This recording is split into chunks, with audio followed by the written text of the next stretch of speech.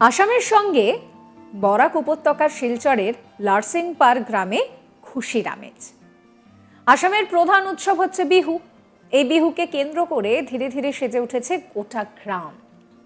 পৌষ মাসের ধান কাটা শেষ, সবার ঘরে ধান উঠেছে, এবার পালা ভোগালী বিহুর। এই বিহুকে কেন্দ্র করে পুরো গ্রামে তোড়জোড় পর্ব শুরু হয়ে গিয়েছে। কচিকাঁচা থেকে শুরু করে সবাই বিহু পালন করার জন্য নিজেদের বাড়িঘর সাজিয়ে তুলছেন। অন্যদিকে উঠতি যুবতীরা বিহু নৃত্যে অংশ নেওয়ার জন্য নিজেদেরকে আবার সাজিয়েও তুলছেন। গ্রামের উঠোনে চলছে জোরদার অনুশীলন। স্থানীয় বাসিন্দা তারা ঠিক কি বলছেন দেখুন।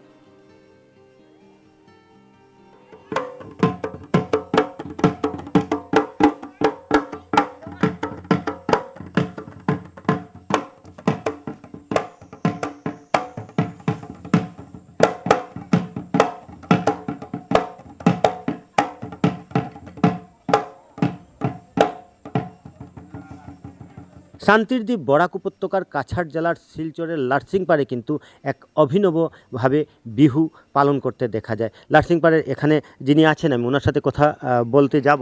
দাদা, যেহেতু কাছাড় জেলার শিলচরে অসমিয়া গ্রাম আমরা খুব কম দেখতে পাই, তার মাঝেও বিহু উৎসবটা পালন করা হয়, কীভাবে করেন, কি করেন, আমরা একটু ডিটেলসে জানতে চাই।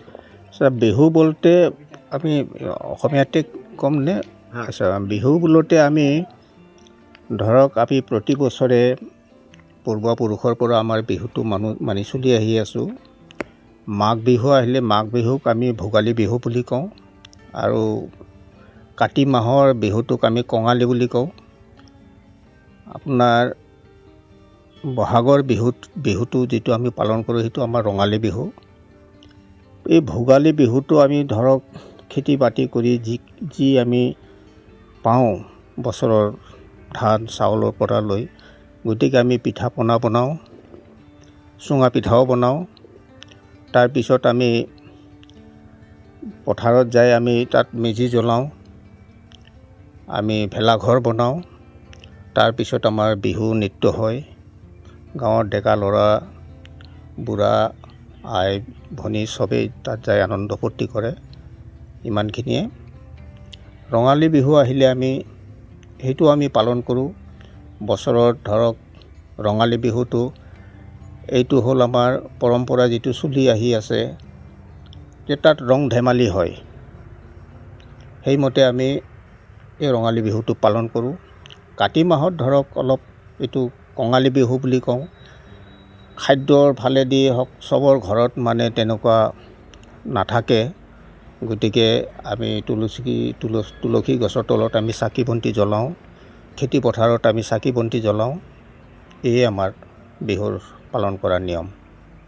তো এই যে বিহু আপনারা পালন করেন, তো একটা সম্প্রীতির বার্তা আমরা দেখেছি যে আদান প্রদান করা হয়। যেমন ধরুন আপনার ঘরে কিছু একটা বানিয়েছেন, এইটো আমি কৰোঁ।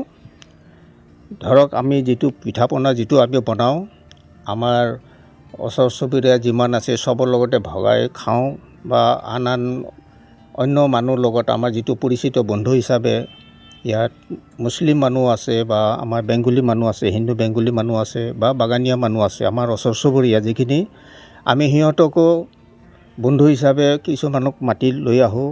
আমাৰ পৰিচিত বা আমাৰ একে বন্ধু হিচাপে আমি চলা মানুহখিনিক আমি আনি খুৱাওঁ, বা ঘৰতো আমি দি পঠাওঁ কিছুমান দুখীয়া মানুহ হিচাপে। প্রতিটি ঘরে ঘরে শুরু হয়েছে তরজুরি।